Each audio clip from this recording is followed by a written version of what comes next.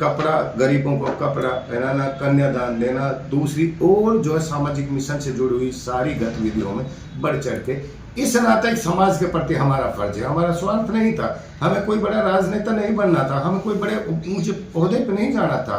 वो इसलिए कि जिंदगी दी है तो हमें कुछ करना चाहिए। इंसान ने एमए किया, बीए किया, पीएचडी किया और यूं ही दुनिया से पैदा हो चला और समाज के लिए कुछ नहीं किया, तो उसको ना मैं डिग्री मानता हूँ ना उसको पैसा मानता हूँ। और मुझे ये लगा था कि आज मेरे गांव अहमदाबाद जो मेवात का सर्वाधिक पिछड़ा गांव है, जहां शिक्षा की बदहाली है, जहां संसाधन अवेलेबल नहीं है, आज उसका नाम राष्ट्रीय और अंतर्राष्ट्रीय सतह पर गौरवान्वित होने जा रहा है।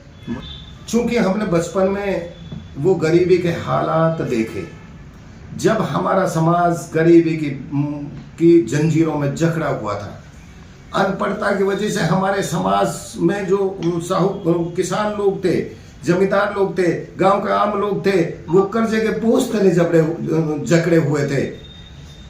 और शिक्षा अनपढ़ता के दर्द को बिल्कुल करीब से देखा, उस मर्म को देखा, गरीबी को नजदीक से महसूस किया। चूंकि 7 दिन में ज्वार का दलिया पीकर स्कूल में गया था, घर के ऐसे हालात थे, तब हमने वहां से संघर्ष करना सीखा था। मैं अकेला बेटा था, माँ बाप का लाडला बेटा था, वहां अपनी सुख सुविधाओं और लाडलेपन से समझौता करते हुए वहां से एक शुरुआत की थी।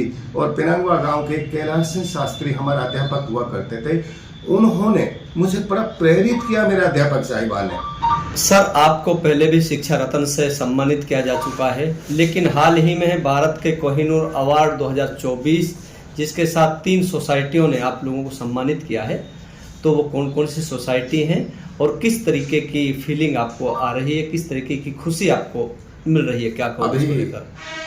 हाल ही में 18 अक्टूबर 2024 को एपीवी स्टूडियो दिल्ली में international human rights welfare association हो आशा की एक किरण, India news media Rajasthan press club of India के संयुक्त तत्वाधान में भारत के कोहिनूर अवार्ड 2024 मुझे प्रदान किया गया। इसके साथ और मुझे ये अवार्ड पाकर बड़ा गर्व महसूस हो रहा है कि मैं अपने क्षेत्र मेवात, अपने राज्य हरियाणा और अपने राष्ट्र का नाम गौरवान्वित कर रहा हूँ और राष्ट्र निर्माण में मेरे योगदान को तरजीह दी जा रही है। आखिर आपसे पहले भी आपको शिक्षा रत्न से सम्मानित किया जा चुका है। आखिर मेवात में लगातार आपको जगह जगह बाहर देश विदेशों से आप लोगों के पास कॉल भी आते हैं और आप लोगों को वहाँ इनवाइट किया जाता, बुलाया जाता है। जब बाहर के लोग जब आप लोगों को इनवाइट करते हैं, बुलाते हैं, तो कैसा आप महसूस करते हैं? जब मुझे राष्ट्रीय और अंतर्राष्ट्रीय मंचों से ये पुरस्कार दिए जाते हैं तो मुझे ऐसा महसूस होता है कि हमारी मेवात की प्रतिभाएं, अगर सही मायने में उनको मौका मिले, वो अपने क्षेत्र, अपने राज्य का नाम राष्ट्रीय और अंतर्राष्ट्रीय मंचों पर अपनी प्रतिभा का डंका बजा सकते हैं। उसी दिशा में, चूंकि मेवात को कई नज़रिए से देखा जाता है, बाहर जब हम जाते हैं तो मेवात को दूसरे नज़रिए से देखा जाता है, लेकिन मेवात का एक सकारात्मक पक्ष भी है। मेवात के बच्चों ने जहां अमेरिका जैसे देशों में जाकर मेवात का नाम रोशन किया, वहाँ हमने भी सोचा कि हमारे मेवात की बदहाली, मेवात में शिक्षा के पिछड़ेपन, सामाजिक अज्ञानता को दूर करने के लिए जितने प्रयास करने चाहिए उतने प्रयास करें। पता नहीं क्यों मैं तो इस काबिल भी नहीं कि मुझे राष्ट्रीय और अंतर्राष्ट्रीय मंचों पर ये सम्मान मिल जाएगा, लेकिन आज मुझे बड़े गर्व का महसूस हो रहा है कि समाज ने जो मेरा मनोबल बढ़ाया, मेरे क्षेत्र की जनता ने जो मेरा मनोबल बढ़ाया, उसके बलबूते पर मैं इस मुकाम तक पहुंच सका। ये कासिम आज़ाद जी, आप लगातार बड़े बड़े मंचों पे आप जा रहे हैं, लेकिन जैसे ही आपके हाथ में माइक थमाया जाता है तो लोग आपके मोहब्बत में झूम उठते हैं, तो उस समय कैसी फीलिंग होती है? मुझे जब हम बचपन में थे तो हम ये सोचते थे, हम एक शब्द सुना करते थे कि मेवात के बच्चे जो दूर दराज बड़े बड़े शहरों के बच्चे हैं, जो A1 सिटीज़ के जो बच्चे हैं, उनकी प्रतिभा के सामने नहीं टिक पाएंगे। वहीं अपने स्टूडेंट छात्र जीवन से विभिन्न प्रतियोगिताओं में भाग लेने का मुझे मौका मिला। वहाँ फिर दिल खुलता रहा। फिर हम ये सोचा करते थे कि मेवात की बाउंड्री से बाहर राज्य स्तर पर हम कैसे टिक पाएंगे। वहाँ जब मौके मिले तो हमें ये लगा कि हम अंतर्राष्ट्रीय स्तर तक भी जा सकते हैं। मेवात के बच्चे, मेवात के नौजवान सही मायने में अगर प्रयास करें, वो दुनिया में किसी से कम नहीं है। और वाकई में जब मंचों पर मेरी बारी आती है तो मुझे ऐसा महसूस होता है कि आज उस पिछड़े क्षेत्र मेवात को, आज उस बदहाली के नाम पे जाने जाने वाले मेवात को राष्ट्रीय और अंतर्राष्ट्रीय स्तर पर यह पहचान मिल रही है। कम से कम मैं अपने क्षेत्र का नाम राष्ट्रीय और अंतर्राष्ट्रीय स्तर पर ले जाने में सफल हुआ। मेरी समाज सेवा का वो मिशन यहाँ आके पूरा होता है। कासिम आजाद जी, देखा गया कि भारत सरकार द्वारा जल जीवन मिशन एक चलाया हुआ था, जिसमें जो बॉलीवुड अभिनेत्री ऋषिता भट्ट आपके गांव में आती है और आप लोगों के घर पर आती है। मतलब किस तरीके की फीलिंग उस समय लग रही थी और किस तरीके का संदेश आप उसके माध्यम से आप देना चाह रहे थे, तो कैसा लगता था वो सब? कभी सपने पे भी नहीं सोचा था कि बॉलीवुड की अभिनेत्री, इतने बड़े ओहदे पर फाइज, एक भारत सरकार की ब्रांड एम्बेसडर ऋषिता भट्ट, जिनसे मिलना एक बहुत बड़ा सपना था, नाम ही सुना करते थे। वो जल जीवन मिशन और स्वच्छता अभियान की एक डॉक्यूमेंट्री फिल्म शूटिंग करने के लिए पूरे हरियाणा में हमारे गांव अहमदाबाद का नाम इसके लिए फाइनल हुआ। और जल जीवन मिशन के जो जिला स्तरीय और अधिकारी थे, जिला स्तरीय और केंद्रीय स्तर के, राज्य स्तर के अधिकारी थे, वो हमारे गांव आते हैं। और जब वो गांव आते हैं, गांव की बदहाली और उसके हालात को देखते हैं, तो उनसे संपर्क और राब्ता कायम हुआ। उन्होंने मुझे जो जल जीवन मिशन पर फिल्माई हुई फिल्म में मुखिया का, एक समाज सेवक का रोल दिया, जिसको मैंने बखूबी निभाया।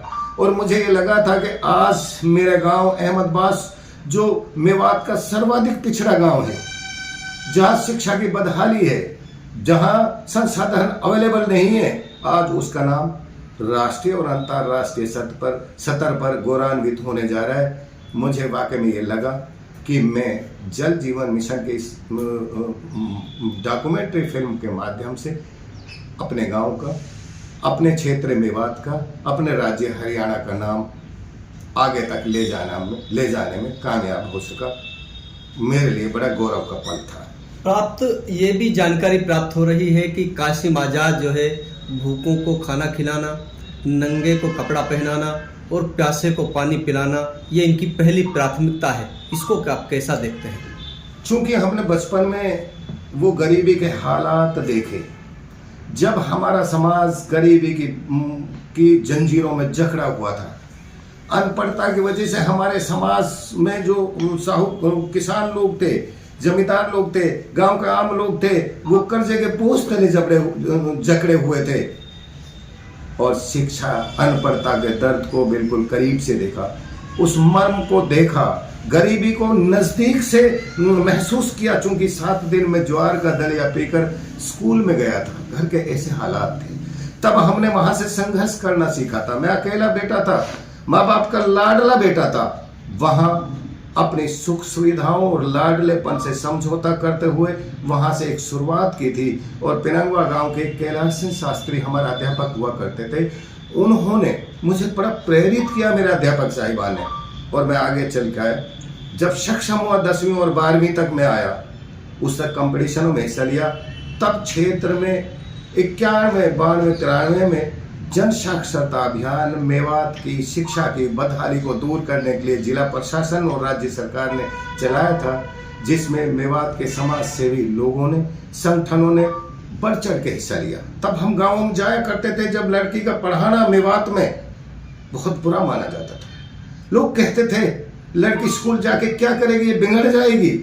उस दौरे हालात में हम लोगों ने एक शिक्षा योद्धा के तौर पे गांव गांव जाकर उनको प्रेरित किया और लड़कियों को खास तौर पे बच्चों को स्कूलों में दाखिल कराया। स्कूलों से जो बच्चे बैठ चुके थे उनको स्कूलों में लेके आए। तब हमने सोचा था कि समाज में घोर गरीबी है। जब हमने गरीबी के दर्द को देखा था हमें भी महसूस हुआ अगर ईश्वर ने हमें वक्त दिया, हमारे पास इतने हम सुविधा संपन्न हुए कि हम मदद कर सकते हैं। इसी नज़र में अगर किसी बच्चे की शादी होती है, जितना अपने से बन पाता है, ये नहीं लाखों करोड़ों, 1000, 2000, 10,000, 20,000 या जितना भी हो पाता है उसमें कोशिश करते हैं। चूंकि गरीबी को नज़दीक से हमने भी देखा, कितना अभाव और तंगियों में गुजरे थे। कपड़ा, गरीबों को कपड़ा पहनाना, कन्यादान देना, दूसरी और जो है सामाजिक मिशन से जुड़ी हुई सारी गतिविधियों में बढ़ चढ़ के इस नाते एक समाज के प्रति हमारा फर्ज है। हमारा स्वार्थ नहीं था, हमें कोई बड़ा राजनेता नहीं बनना था, हमें कोई बड़े ऊंचे ओहदे पे नहीं जाना था।